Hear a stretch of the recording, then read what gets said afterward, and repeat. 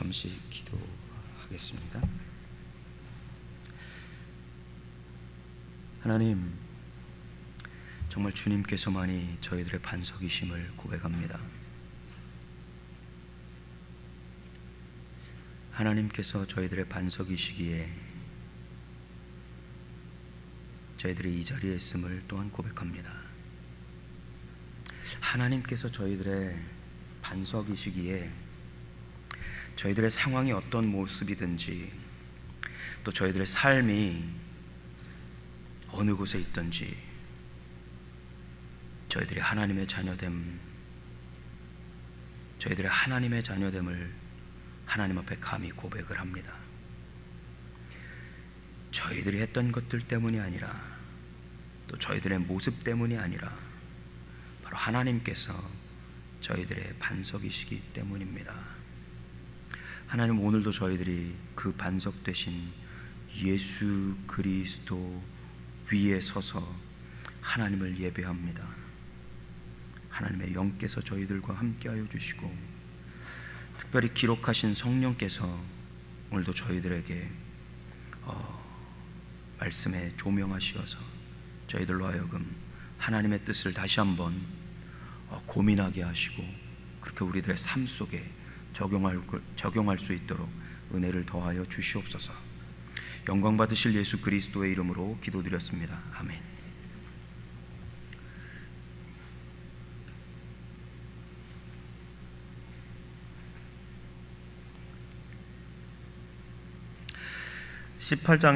열왕기상 18장에서는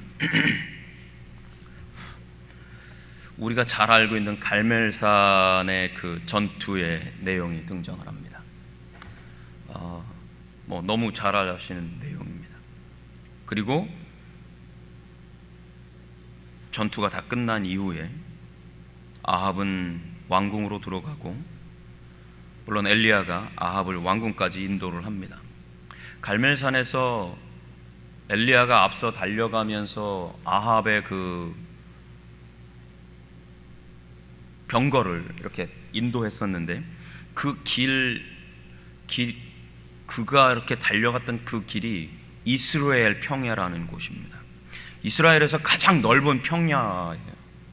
정말 그 평야 가운데 이렇게 딱 쓰면은 끝이 안 보일 정도로 이렇게 넓은 평야입니다. 아주 이스라엘 사람들은 그곳을 빵바구니라고 부릅니다. 이스라엘 평야에서 나오는 그 밀과 보리와 이러한 곡식들로 이스라엘 사람들 전체가 먹을 수 있는 빵이 나오기 때문에 그것을 빵바구니라고 표현을 합니다. 재밌죠? 별로 재미없으시군요. 도넛 바구니라고 그래야지 재밌나? Anyway, 그곳을 어마어마한 전투 이후에 엘리야와 예후가 아합이 넘어갑니다. 그 이스라엘 평야를 지나고 그들은 각자 갈 곳으로 갑니다. 그리고 19장이 왔어요. 사실 18장하고 19장 사이에 얼마나 갭이 있는지 성경은 우리들에게 자세하게 이야기하지 않습니다.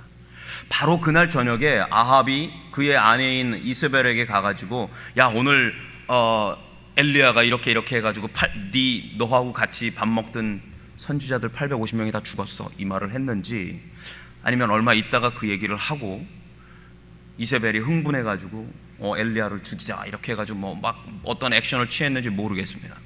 어쨌거나 성경 내용을 우리가 읽어보면 그렇게 긴 시간이 지났던 건 아닌 것 같아요. 무슨 1년, 2년 막 이런 긴 시간이 지났던 건 분명히 아닙니다. 비록 갈멜산에서의 그 전투 이후에 비가 3년 반 동안 안 오던 비가 내려서 이제 그 가뭄이 끝났지만, 여러분 3년 반 동안, 지금부터 약 한 3,500년 전에 3년 반 동안 비가 안 왔으면 이 사람들은 지금 당장에 먹을 게 없는 상황입니다. 그죠? 오늘 비가 왔다고 해도 당장에 무슨 곡식이 자라는 건 아니잖아요. 그러니까 이 사람들은 아직도 굶주림에 허덕이고 있고 아직도 상황은 가뭄 때문에 너무너무 힘든 상황입니다. 그럼에도 불구하고 지금 이세벨과 그를 따르던 사람들, 혹은 아합과 그를 따르던 사람들, 흔히 말하는 좀 잘 나가는 사람들은 여전히 잘 먹고 잘 살고 있습니다. 여러분, 그러한 상황 속에서 지금 엘리야는 이세벨의 사주를 받은 사람들에 의해서 지금 도망을 다니고 있습니다. 이 길이 얼만큼 걸렸는지 성경은 우리들에게 그렇게 자세한 이야기를 하고 있지 않습니다. 40주야를 광야에, 유대 광야에서부터 호렙산까지 갔다라는 말은 하고 있지만 그 여정이 얼마나 걸렸는지 저희들이 사실은 잘 모릅니다. 어쨌거나 북이스라엘에서 엘리야 선지자로 있던 그 엘리야는 최고의 집권자에 의해서 추적을 당하고 있고 그들의 손을 피해서 지금 현재 도망을 가고 있습니다. 그 정말 어마어마한 영적인 파워를 보여주었던 엘리야지만 지금 당장에 그는 자기 몸 하나 둘 곳도 없는 상황이에요. 누구 하나 그의 편을 들어주는 사람 없습니다, 여러분. 지금 엘리야는 아주 심각한 상황입니다. 자신이 살던 동네에서조차도 그는 머무를 수 있는 곳이 없었습니다. 심지어는 함께 목회를 했던 선지자들도 보이지 않습니다.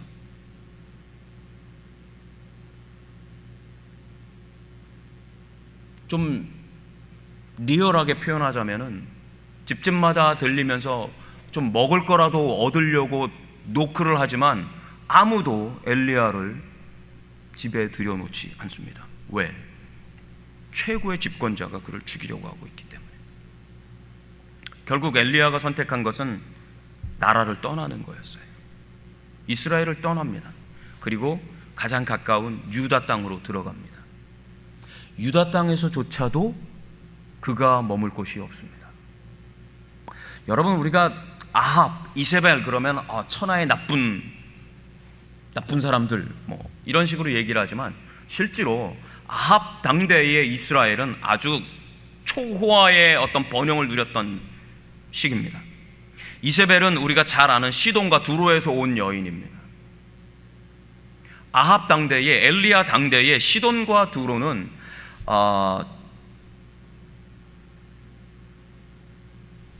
그 지역, 고 시돈 앞에 있는 그 바다, 지금은 지중해죠. 그 지중해 주변에서 나오는 진주하고 그 다음에 그 뭐라고 그러죠? 우리 말로는 이 조개 이름이 생각이 안 나네 갑자기. 아발로니를 뭐라고 그러죠? 전복, 아주 큰 전복들입니다. 그래서 이 전복을 가지고 그거로 자개 같은 것들을 만들고 또 그 전복과 그 다음에 그 잘 나오는 그 물고기들로 그 시돈에서는 아주 극상품의 옷감들을 만들어낼 수가 있었어요. 그 물감으로, 그 물고기의 피로 물들인 그 옷감으로 만든 그 옷들은 일반 평민들은 못 입고 주로 귀족들이나 왕족들이 입었던 옷들입니다. 엘리야 당대에 시돈에서 나가는 그 배를 타기 위해서 나가는 그 길이 최근에 그 고고학자들에 의해서 발굴이 됐는데요. 그 길이 그 선착장이라고 그러나요? 항구 같은 그 배를 타기 위해서 가는 그 길이 대리석이 깔리고요.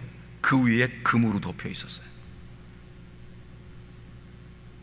그런 곳에서 시집온 여자예요, 여러분. 이 여인이 왔을 때, 이 여인이 이스라엘로 들어올 때 그 나라에서 잘 나가던 목회자들 850명을 함께 데리고 왔어요. 그리고 이 850명과 함께 매일매일 함께 식탁을 나눴었습니다. 여러분, 850명분 식사를 아침, 점심, 저녁으로 매일, 그것도 왕이 먹는 음식으로 여러분 올렸다고 생각해 보세요. 그게 어떤 음식이었겠나 생각해 보세요. 몇 년이었는지 성경은 기록하고 있지 않습니다. 어쨌거나 아합 당대의 이스라엘은 아주 이 경제적으로는 아주 최고의 고가를 날리고 있었던 상황이에요. 그런 상황 속에서 하나님의, 우리가 성경 속에서 등장하는 선지자들 중에서, 하나님의 종들 중에서 어쩌면은 정말 가장 파워풀한 영성을 가지고 있었던 엘리야가 한 끼 먹을 식사가 없어서 외국까지 도망을 갔었다라는 걸 여러분 생각을 좀 하셨으면 좋겠어요. 외국에 도망갔는데 그가 들어갈 곳이 없습니다. 그는 결국 유대 광야로 들어갑니다. 유대 광야는 여러분 가보시면 끝이 없어요. 끝이 없는 그냥 붉은 모래 바닥입니다. 시종을 한 명 데려가서 그 근처에 시종을 머무르게 하고 자기는 또 광야 안으로 하룻길을 걸어 들어갔다고 그랬어요. 광야에 뭐 무슨 먹을 게 있어가지고 들어갔겠습니까? 도망간 겁니다, 결국은. 그리고 그는 자신의 모습을 발견하게 됩니다. 아, 이제 죽을 때가 됐구나. 죽을 때가 됐구나. 로뎀나무는 정말 볼품없는 나무입니다, 여러분. 한국의 이 야산에 있는 그 조팝나무 같은 그런 나무예요. 무슨 커다란 그늘이 있는 것도 아니고 그냥 광야에 있는 조그만 동물들이 그 사이에 들어가서 그냥 그늘만 조금, 햇빛만 조금 피할 수 있는 그런 나무입니다.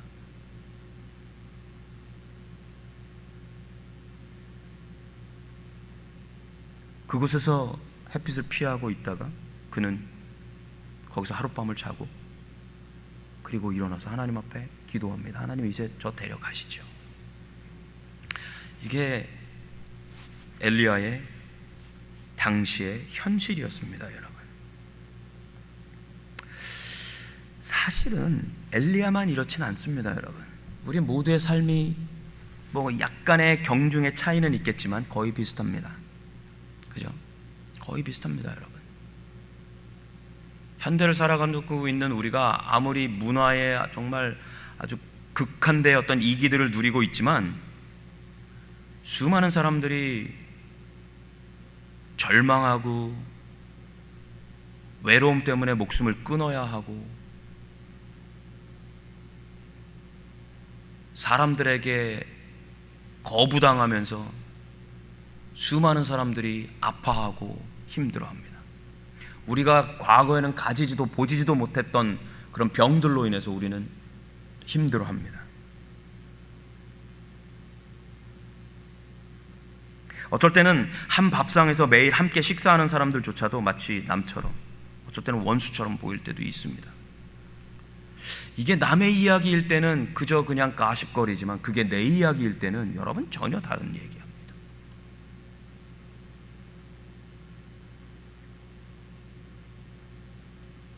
주변의 모든 사람들은 나의 적인 것 같이 보일 때가 있고요.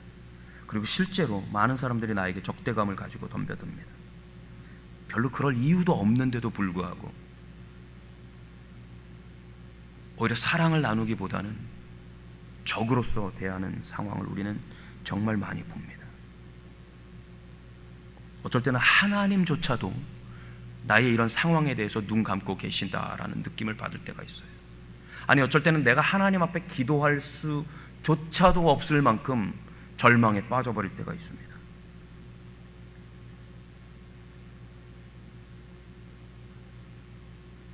그러면서 나 스스로를 세상에서 완전히 고립시켜버리는 사람들이 정말 얼마나 많이 있는지 모릅니다. 여러분, 내가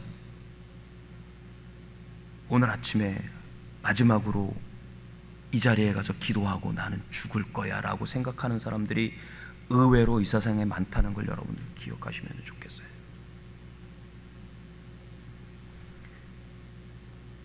내가 이 한 잔을 마시지 않으면 난 오늘도 미쳐버릴 거야 하면서 그 술에 얽매여 사는 사람들이 얼마나 많은지 여러분들이 기억하셨으면 좋을 것 같아요. 한 잔의 술이 없으면 손이 떨려서 아무것도 할 수 없는 사람들이 우리 주변에 얼마나 많은지 몰라요, 여러분. 하지만 그런 사람들이 교회에 들어올 때 우리의 보통의 리스폰딩은 이거잖아요. 그죠? 사실 그렇잖아요. 제가 아는 청년이, 저 이제 부대에 있는 청년인데 하루는 저한테 왔어요. 그리고 저는 채플린, 도대체 나는 너네들 크리스찬을 이해를 못하겠다.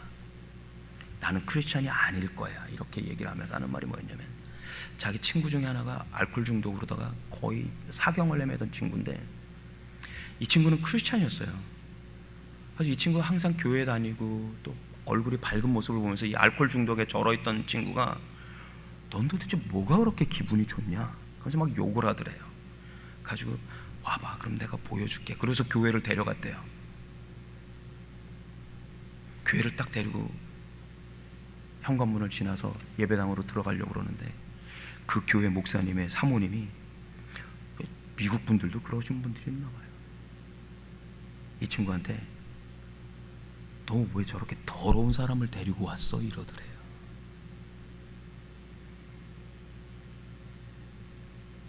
그래서 이 친구는 더 이상 교회를 안 가요. 여러분, 이런 현실 속에 우리가 지금 살아갑니다.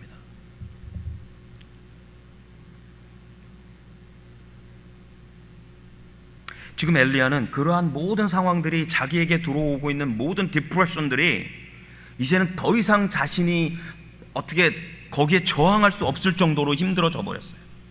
그리고 무슨 꿩새끼처럼 그 조그만 잡목 앞에 머리 푹 쳐박고 하나님 이제 저 죽여주세요 하고 있는 거란 말이에요. 하나님 앞에 넋두리 아닌 넋두리를 하고 있는 대선지자의 모습을 여러분들이 한번 상상해 보세요.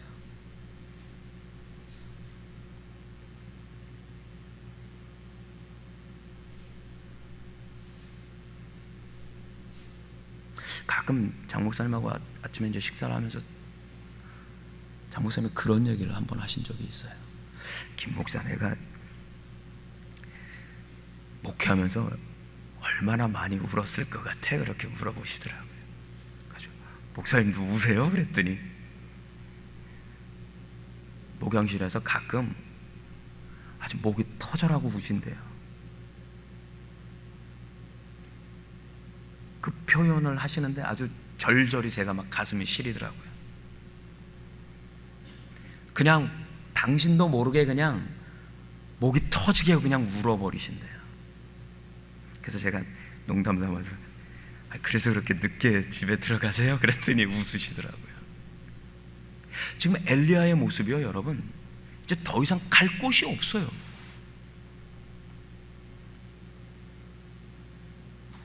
그리고 하나님 앞에 거의 자포자기하는 불평을 합니다. 자, 이 이야기가 이제 우리가 오늘 함께 봉독했던 성경의 이제 전반, 아주 그냥 드래프팅한 어떤 이야기입니다. 본문으로 여러분 다시 한번 좀 깊이 있게 들어가 보죠. 갈멜산의 전투가 18장에서 있었습니다. 하지만 엘리야는 이세벨과 아합에 의해서 호렙산으로 도망을 가게 됩니다. 호렙산으로 가기 이전에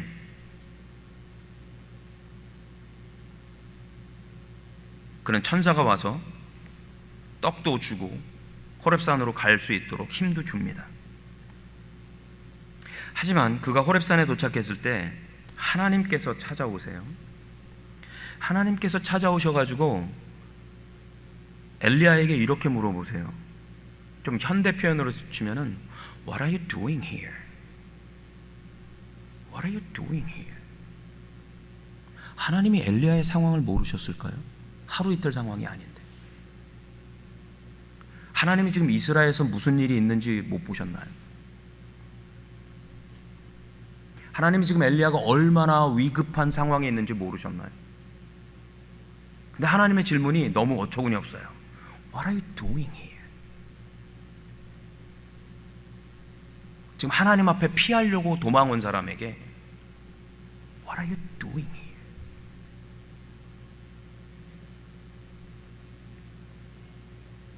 엘리야가 정말 천진스럽게 하나님 앞에 변명을 합니다. 마치 아기가 아빠한테 변명하듯이 변명해요. 하나님, 제가 하나님께 대한 열심이 굉장히 특심했는데 이제는 모든 사람들이 저를 죽이려고 합니다. 제 편이 하나도 없어요. 쉽게 말하면 다들 나만 미워해요. 이러고 있는 거예요. 지금. 다들 나만 미워해요.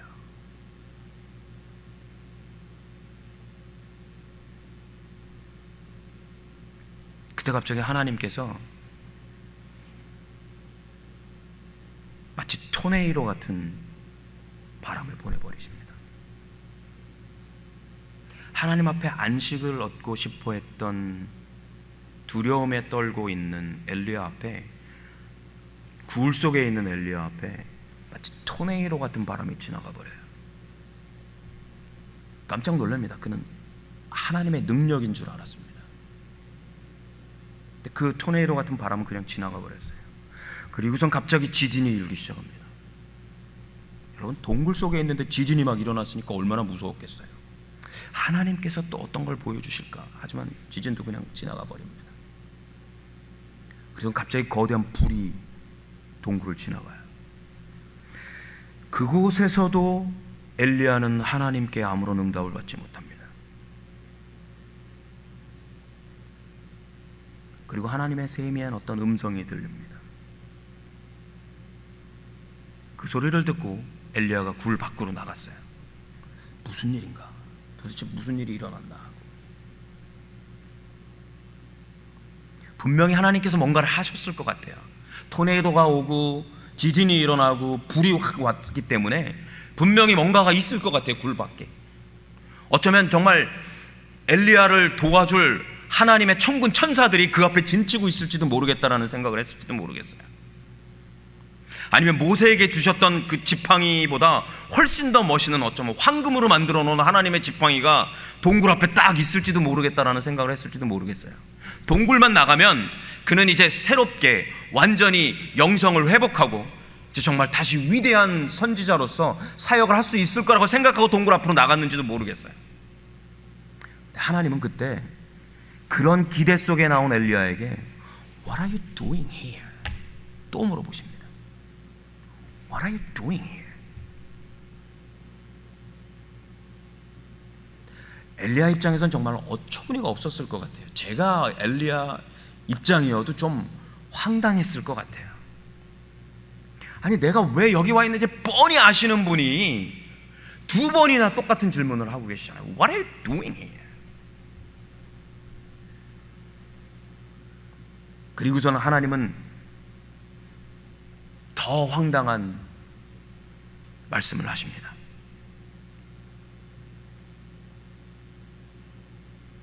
지금 엘리야의 상황에 대해선 이런 반구, 아무런 말씀도 하지 않으시고서는 너 지금 곧바로 다메섹으로 가서 하사엘에게 기름을 부어라. 여러분, 지금 호렙산, 시내반도 맨 끝에 있는 호렙산에서 다메섹까지 가려면은 버스로, 지금 뭐 가장 좋은 버스, 에어컨 빵빵 나오는 버스로다가 가도 14시간에서 16시간을 가야 돼요. 여러분, 이 사막 한가운데를 통과해서 가야 되는데 여기를 몇 날 며칠이 걸려야 될지도 몰라요. 여러분, 지금 이 사람이 그렇게 룰루랄라 하고 다닐 수 있는 상황인가요? 이세벨이 눈을 시퍼렇게 뜨고 지금 죽이려고 하고 있는 판인데 다메섹까지 가려면 사마리아를 지나가야 돼요. 여러분, 도대체 하나님의 이 말씀은 이해가 되지가 않는 거죠. 더군다나 다메섹은 아람 땅이에요. 이스라엘 나라도 아니고 그들의 적군인 아람 땅이란 말이에요. 근데 거기 가서 왕 될 사람한테 기름을 부으라고 얘기하고 있어요. 재밌죠? 저만 재밌죠?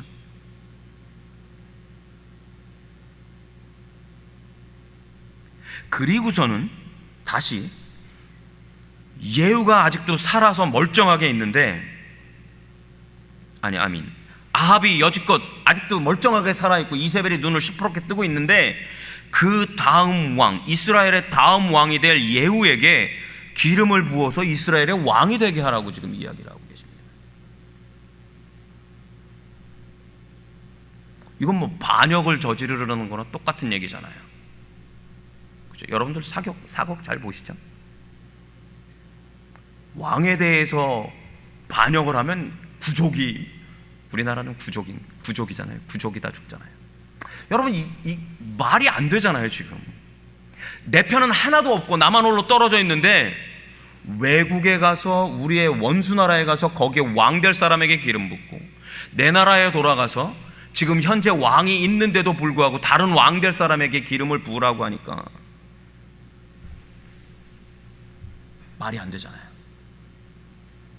더 황당한 건 비록 왜 하나님 저 죽여주세요 하지만 이 사람이 정말 죽고 싶었으면 여기까지 갔겠어요, 여러분? 얼마나 답답했으면 하나님께 저 죽여주세요 그랬겠어요. 여전히 이 사람은 하나님께 대한 열심이 특심했던 사람이란 말이에요. 자신의 소명에 대해서 어느 누구하고도 견줄 수 없는 아주 정말 셀프 컨피던스가 아주 넘치는 사람이었단 말이에요, 여러분. 근데 갑자기 이제 네 뒤를 이어서 네 사역을 감당할 엘리사에게 기름 부어라, 이제 너는 끝났어, 이러는 표현이에요. 외국에, 내 나라에, 내 개인 사역에 하나님께서 전부 다 못을 박아버리시는 거예요. 위로받으려고 왔다가 오히려 망치로다가 몇 대 맞고 지금 돌아가는 케이스가 되어버렸어요. 근데 여러분, 이 이야기 속에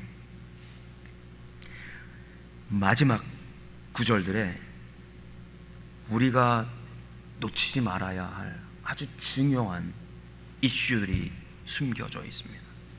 내가 영적으로 혹은 심리적으로 혹은 emotionally 완전히 침체되어져 있을 때, flat 됐다고 그러잖아요. 완전히 우리가 그냥 flat 됐을 때 정말 우리가 놓치지 말아야 할 것들에 대한 하나님의 어떤 감동이 이 구절들 속에 숨어 있습니다. 여러분 보세요. 기름을 붓고 나의 후계자를 세우는, 왕을 세우고 나의 후계자를 세우는 때에 이유가 있었어요. 하나님께서 주신 이유가. 그냥 단순히 그들을 세우는 게 목적이 아니라 17절에 가니까 하사엘의 칼을 피하는 자를 예후가 죽일 것이요, 하사엘은 다메섹에 새롭게 왕이 될 사람입니다. 아람 나라에. 예후는 아합을 이어서 왕이 될 사람이에요. 예후의 칼을 피하는 자를 엘리사가 죽일 것이다, 이렇게 표현하고 있단 말이에요. 다시요. 하사엘의 칼을 피하는 자를 예후가 죽일 것이요, 예후의 칼을 피하는 자를 엘리사가 죽이리라, 이렇게 표현했단 말이에요. 이 죽이리라라는 이 말은 히브리 성경을 보면 히필이라는 그 문법적인 그 구조를 가지고 있습니다. 이 단어들은 어떤 때 사용하냐면 내가 의도적으로 무엇인가를 시키려고 할 때 사용하는 말입니다. 아주 강한 나의 의지가 있는 표현이에요.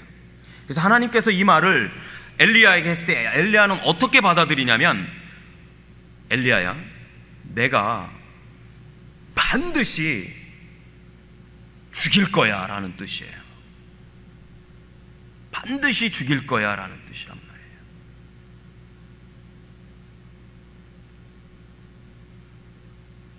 그리고서 18절에서 이렇게 표현해요. 그러나 내가 이스라엘 가운데에 7,000명을 남기리니 다 바알에게 무릎을 꿇지 아니하고 다 바알에게 입맞추지 아니한 자니라, 이렇게 표현을 해요.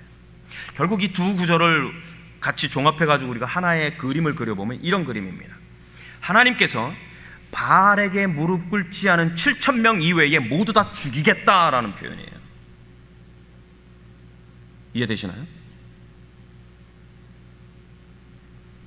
다시 갈멜산으로 올라갑니다. 갈멜산에서 850명의 바알과 아세라 선지자들을 참수를 시켜버립니다. 그죠? 근데 우리가 18장을 자세히 읽어보면요, 그 850명을 참수한 이후에 그 이후에 어떠한 조치가 없었다라는 거예요. 여러분, 우리가 볼 때는 갈멜산에서 있었던 그 영적인 어떤 전쟁은 정말 구약 성경에 등장하는 어떤 전투하고도 비교할 수 없을 만큼 정말 멋있는 전투입니다. 그죠? 하늘에서 불이 막 떨어졌잖아요.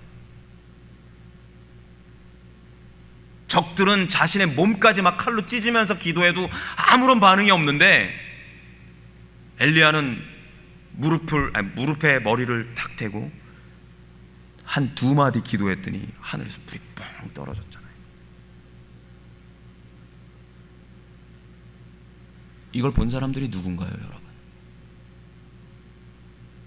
이스라엘 사람 모두가 봤나요? 우리는 다 아는 사실이에요, 그죠? 우리 성경을 통해서 읽었으니까. 하지만 당시에, 그때에 누가 봤어요? 이스라엘 사람들 중에서 본 사람? 없습니다, 여러분.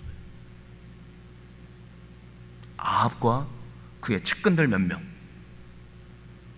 아합과 함께 병거 타고 올 수 있는 그런 사람들, 아합을 옆에서 호위했던 병사들 몇 명, 종들 몇 명, 이 사람들만 봤지 나머지 사람들은 아무도 본 사람이 없어요, 여러분. 850명 바알과 아세라의 선지자들은 전부 다 이세벨과 같이 밥을 먹던 사람들이에요. 이세벨이 시돈과 두로에서 데려왔던 사람들이란 말이에요. 이 사람들이 전도 안 했겠어요, 여러분? 어마어마하게 전도했겠죠. 이스라엘은 이 850명 이외에도 산마다 골짜기마다 집집마다 바알과 아세라를 섬기는 선지자들이 넘쳐나고 있었단 말이에요, 여러분. 근데 그들을 다 죽였다라는 말이 없어요, 여러분. 바알과 아세라를 섬겼던 사람들이 없었나요? 이스라엘 사람들은 이미 하나님을 섬기지도 않았고 전부 다 바알과 아세라에게 무릎을 꿇었단 말이에요. 7,000명 빼고. 이 사람들은 I don't care였어요, 전부 다. 엘리야가 누군지도 모르는 사람들이었을 거란 말이에요. 그때 무슨 일이 생겼는지 이 사람들은 관심도 없었단 말이에요. 지금처럼 무슨 유튜브가 있어가지고 이 사람들이 그걸 다 봤겠어요, 여러분? 우리 유튜브를 봐도 별로 나하고 직접적으로 상관없으면 그냥 I don't care인데, 우리가 생각했던 갈멜산의 그 영적인 전투는 그렇게 대단한 모습은 아닙니다, 여러분. 사실은 엘리야 개인에게 있어서는 굉장히 대단한 사건이었을지 모르지만 실질적으로 이스라엘에 아무런 영향을 끼치지 못했단 말이에요. 그리고 그 이후로 이스라엘은 아무런 변화가 없었습니다, 여러분. 사무엘이 에베네셀에 이스라엘 모든 백성들 다 불러놓고 야, 우리 회개하자, 그리고 다시 하나님께로 돌아가자 해가지고 전 국민이 회개하고 다시 하나님 앞에 돌아왔던 사건이 없었단 말이에요. 이 사건 뒤에는 하나님은 이들을 다 죽이시기로 결정하셨습니다, 여러분. 그리고 다 죽였습니다.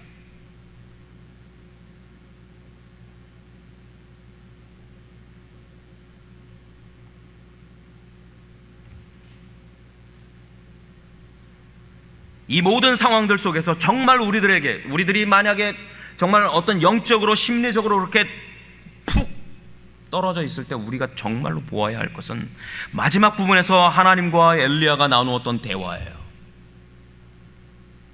하나님은 엘리야의 지금 상황에 대해서 관심 없습니다.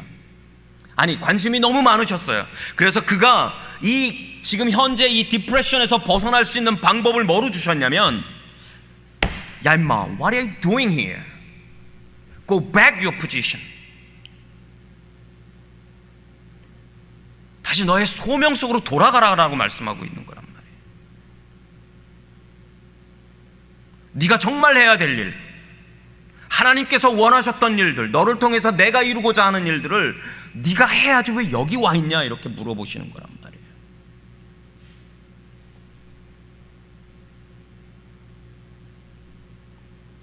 우리는 항상 우리 상황에 대해서 수많은 별명거리들을 만들어냅니다. 하나님, 저는 열심히 정말 특심한데요, 저는 안 그러는데요, 이번에도 저 집사 때문에, 이번에도 이 전도사 때문에, 이번에도 이 목사 때문에, 남편 때문에, 아내 때문에, 자식 때문에, 부모 때문에, 비즈니스 때문에, 친구들 때문에 다 나만 미워해요, 이러고 있잖아요. 그러면서 정작 해야 될 걸 우리가 안 한단 말이죠. 정작 하나님께서 나에게 원하시는 것들은 하나도 하지 않는데 우리가 하는 말은 전부 나만 미워해요.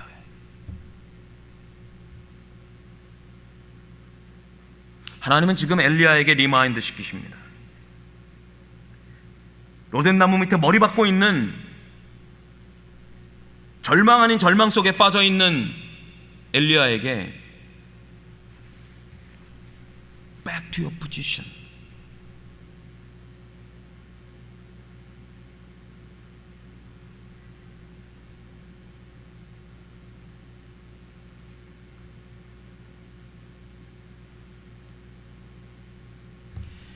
토네이도 같은 바람이나 지진이나 어마어마한 불꽃 속에서 하나님께서 아무 말씀을 안 하시고 세미하게 엘리야에게 뭐라고 말씀을 하셨다고 그랬는데 정말 모르겠어요. 하나님께서 뭐라고 말씀하셨을지. 근데 저 혼자서 이제 막 고민을 해봅니다. 분명히 하나님께서 엘리야에게 이러셨을 거야. 좀 이렇게 눈물이 글썽글썽한 모습으로, 엘리야야, 너 내 아들이잖아. 너 내 종이잖아. 근데 왜 이러고 있니?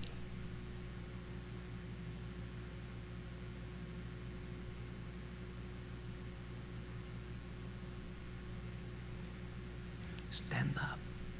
I'm here. I'm here beside you.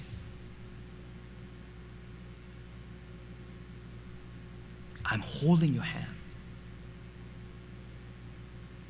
아무것도 없다고 그러지만 내가 네 손 잡고 있잖아. 내가 네 반석이잖아.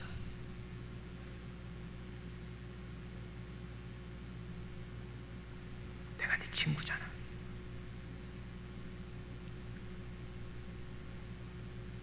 내가 네 모든 짐 다 내 어깨에 짊어지고 가잖아.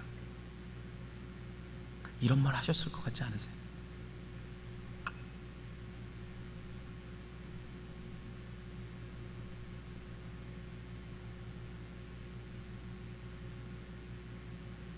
엘리야에게 이 상황은 지금 최악의 상황이지만 하나님에게 이 상황은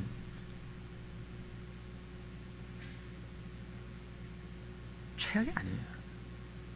하나님께 이 상황은 그저 베큐um 한번 하는, 제 표현이 너무 심한가요? 청소 한번 하는 순간이란 말이에요.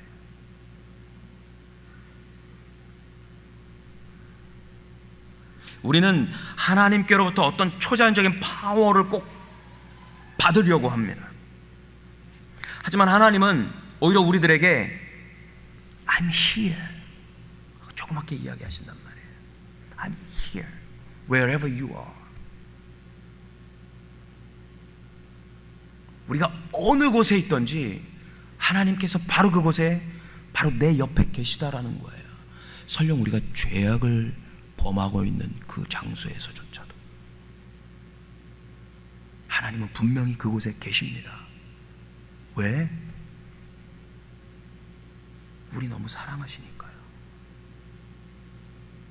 그 죄악을 범하고 있는 것을 인커리지 하려고가 아니라 그 죄악을 범하고 있는 내 모습을 옆에서 울면서 보시고 계시단 말이에요, 여러분.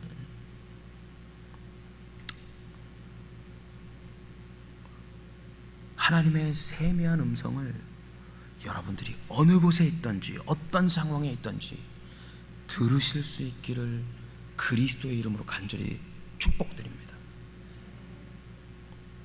또 하나는 죽인다라는 이 개념이에요, 여러분.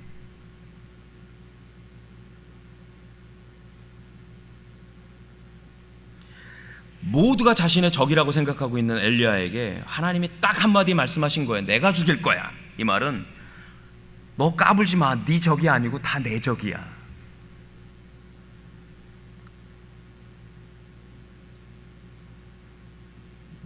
우리 적이 없어요, 여러분. 사실은 다 하나님의 적이에요. 우리의 전쟁이 아닙니다, 여러분. 하나님은 지금도 여전히 하나님 당신의 이름을 위해서 싸우고 계시단 말이에요. 여러분도 우리 때문에 싸우시는 게 아닙니다, 여러분. 하나님의 이름을 위해서 싸우시는 거예요. 왜? 하나님의 뜻이 항상 하늘에서 이루어졌고 그 뜻이 땅에서도 이루어져야 하기 때문에 그래요, 여러분. 그거는 저나 여러분을 위한 것이 아니라 하나님의 이름 때문입니다, 사실은.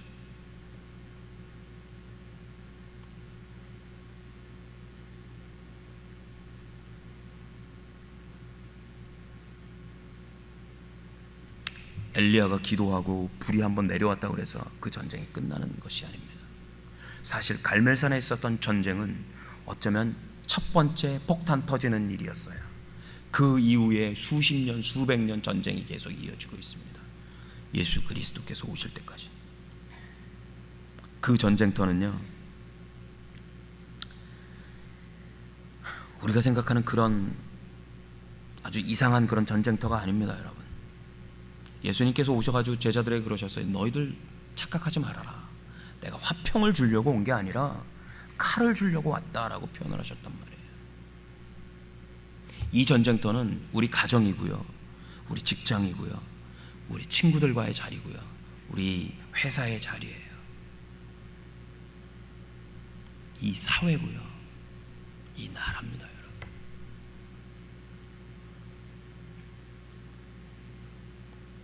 그래서 사도 바울은 에베소서 6장 12절에서 이렇게 표현하고 있어요. 우리가 하는 이 씨름은 혈과 육에 관한 것이 아니야. 우리가 하고 있는 이 전투는 그저 보이는 피부치 혹은 우리들의 원하는 어떤 정욕을 위한 싸움이 아니야. 우리들이 하는 싸움은 권세와 정사와 이 세상의 어두운 주관자들과 하늘에 있는 악한 영들이다라고 표현을 했단 말이에요. 내가 싸워야 할 사람은 내 옆에서 지금 나와 함께 숨을 쉬고 있는 이 사람들이 아니란 말이에요. 내 적은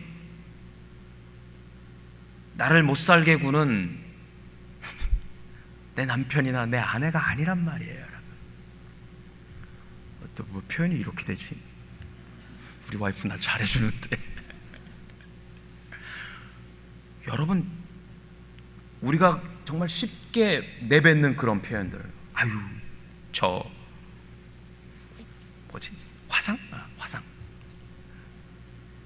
아니에요, 여러분. 이 사람은 내가 정말 죽을 때까지 품고 가야 할, 내가 사랑해야 될 사람이 내 적이 아니에요, 여러분. 내 적은 어두운 세상의 주관자들과 하늘에 있는 악한 영들이란 말이에요. 우리의 적들이 훨씬 더 크고 방대합니다, 여러분. 근데 하나님은 그들을 자신의 이름을 위해서, 당신의 이름을 위해서 그들과 싸우겠다고 말씀하시고 있단 말이에요. 그리고 그들은 모두 다 죽여버리겠다고 얘기하고 있단 말이에요. 7,000명만 남겨놓겠다고 말씀하고 계세요.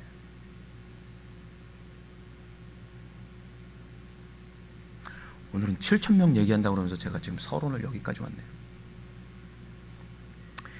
이사야서 10장에 가면 이런 표현이 있습니다. 그날에 이스라엘의 남은 자와 야곱 족속의 피난한 자들이 다시는 자기를 친 자를 의뢰치 아니하고 이스라엘의 거룩하신 자 여호와를 진실이 의뢰하리니 남은 자 곧 야곱의 남은 자가 능하신 하나님께로 돌아올 것이다.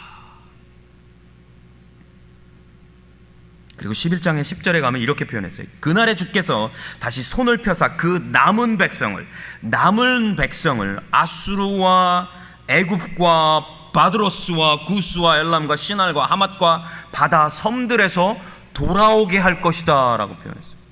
이스라엘 남은 자들이 있었고요, 세상 천지에 흩어져 있던 남은 자들이 또 있었단 말이에요. 그들을 모두 다 돌아오게 하시겠다라고 하나님께서 말씀하고 계세요. 열왕기상 19장에서는 7,000명을 얘기하고 있지만 하나님의 종말론적인 관점에서는 그들이 이스라엘 그리고 세상 천지에 다 흩어져 있었던 사람들이다 라고 표현을 하고 있어요. 어떤 사람들? 바알과 아세라에게 무릎 꿇지 않은 사람들.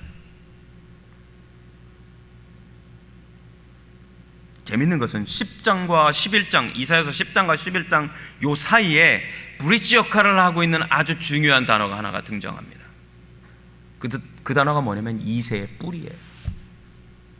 이새의 뿌리에서 줄기가 나올 것이다 라고 얘기했어요. 누구를 의미해요? 우리가 너무 잘 아는 구절이잖아요. 예수 그리스도란 말이에요.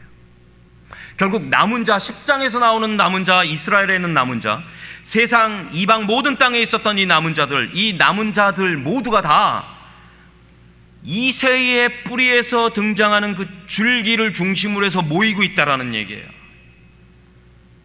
따라서 이 남은 자 7,000명은 예수 그리스도를 중심으로 해서 모이고 있는 하나님의 사람들이다라는 뜻이에요. 구약 성경에서 이 남은 자, 렘넌트라고 표현을 하는데, 이 렘넌트 티올로지라는 게 따로 있을 정도예요, 여러분. 도대체 이 렘넌트들, 남은 자들이 누구냐 이거 가지고 어마어마하게 아주 그냥 박터지게 싸웁니다, 신학자들이. 성경은 결국 이 렘넌트들이 누구냐? 예수 그리스도 안에 있는 여러분과 저라고 얘기하고 있단 말이에요.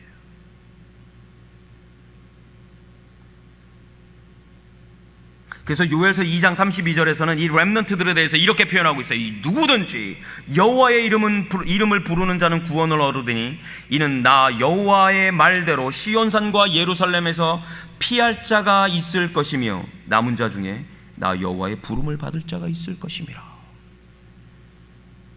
이 남은 자들 중에서 하나님께서 부르시겠다고 표현을 하고 있어요.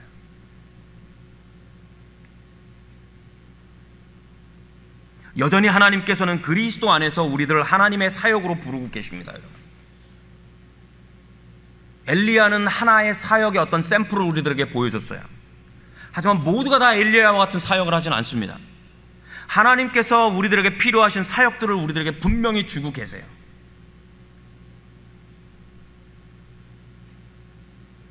그래서 사도 바울은 골로새서 1장에 가면 이렇게 표현을 해요. 지금 내가 감옥에 갇혀 있지만 이제 내가 그리스도의 모든 남은 고난을 모든 교회를 위해서 내 몸에 채우겠다라고 표현을 했단 말이에요. 사도 바울은 이 렘넌트에 대한 개념을 정확하게 가지고 있었던 사람이에요. 하나님께서 나에게 주셨던 그 소명들을 이루기 위해서 예수 그리스도의 남은 고난, 하나님의 나라가 임할 때까지 하나님의 나라를 확장시켜야 하는 우리들이 지고 가야 할 십자가들, 이것들을 내가 내 몸 안에 채우겠다라고 표현하고 있단 말이에요. 바로 죽기 직전까지. 골로새서는 교회론에 대해서는 거의 텍스트북입니다, 여러분. 교회론에서 가장 중요한 이론을 사도 바울은 내가 그리스도의 남은 고난을 내 몸에 채운다라는 거예요. 내가 직접 짊어지고 가겠다라는 개념이에요. 노구에 이미 감옥 안에 있는 사람인데 What about us? 우리는 가장 잘 나가는 미국에 있잖아요.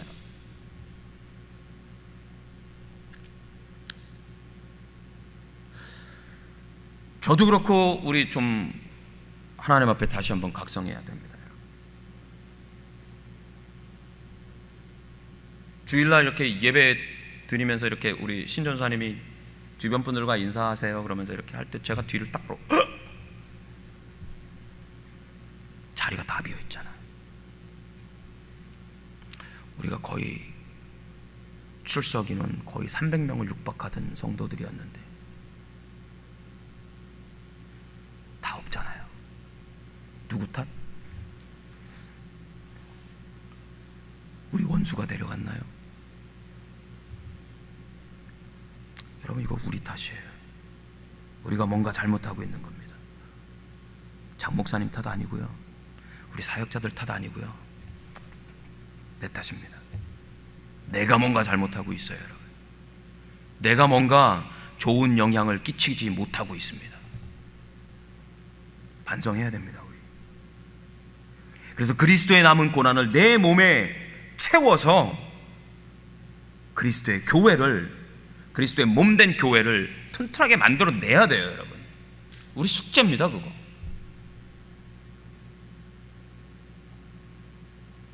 남은 자들은 바로 그런 사람들입니다. 7,000명. 여러분, 이 사람들이 어디 토굴 속에 갇혀가지고 아무것도 못하고 그냥 빌빌빌빌 하고 있었던 사람들이 아니에요, 여러분. 17장 18장에 가면은요, 남은 자들 중에 한 명 오바댜라는 인물이 등장을 합니다. 아합 왕의 국내 대신이었어요. 그러니까 아합 왕의 궁에 있는 모든 살림을 다스리던 사람이에요. 이 사람은 하나님을 두려워했던 사람이었습니다, 여러분.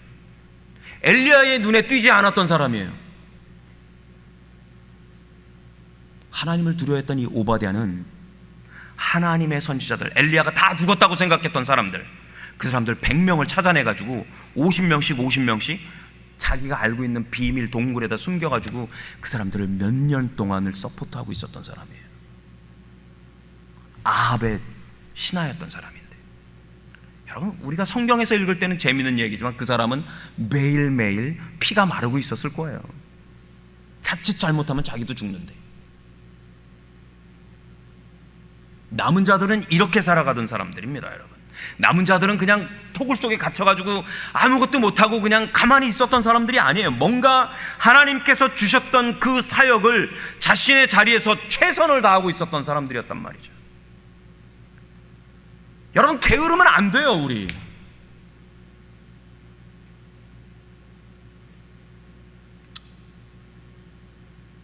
그리스도의 몸된 교회를 위해서 다시 채워야 할 때입니다. 여러분, 때가 분명히 악합니다.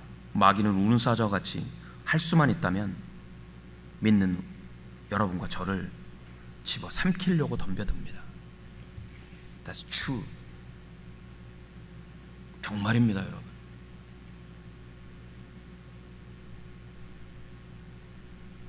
세상은 정말 악해졌습니다, 여러분. 제가 목사인데도 불구하고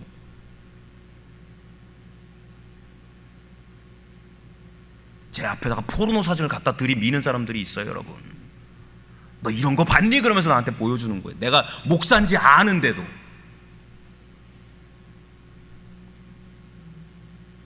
목사한테 그럴 정도라면은 아마 자기 자식한테도 그럴 거란 말이에요, 그 사람은. 여러분, 우리가 사는 세상이 그런 세상입니다.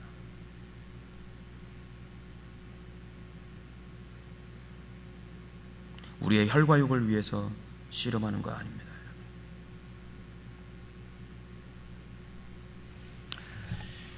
남는 자들이 되시기를 정말 주님의 이름으로 축복합니다, 여러분. 남는 자들은 단순히 숫자가 아닙니다, 여러분. 우리가 삶 속에서 그 남은 자의 모습으로 살아가야 돼요. 그리고 남은 자로서의 감당해야 할 사역을 감당해야 합니다, 여러분. 우리 시간이 좀 많이 갔지만 두 가지만 계속해서 기도하고 개인 기도하다가 가도록 하겠습니다. 첫 번째는, 여러분, 하나님 앞에서 내 모습을, 남는 자로서, 렘넌트로서의 내 모습을 다시 한번 하나님 앞에 물어보시길 간절히 기도합니다. 정말 하나님 앞에, 하나님, 제가 어떤 모습으로 서야 합니까? 라고 물어보시길 바라요. 그리고 두 번째는, 우리 교회에 아파하는 성도들을 위해서 기도했으면 좋겠어요. 여러분들이 기억나시는 대로, 여러분들의 관심이 가시는 대로. 하지만 분명히 그분들은 너무 아파하고 있습니다, 여러분. 우리 그분들을 위해서 기도하고 나의 렘넌트의 아이덴티티를 위해서 우리 기도하고 제가 마무리 기도하도록 하겠습니다.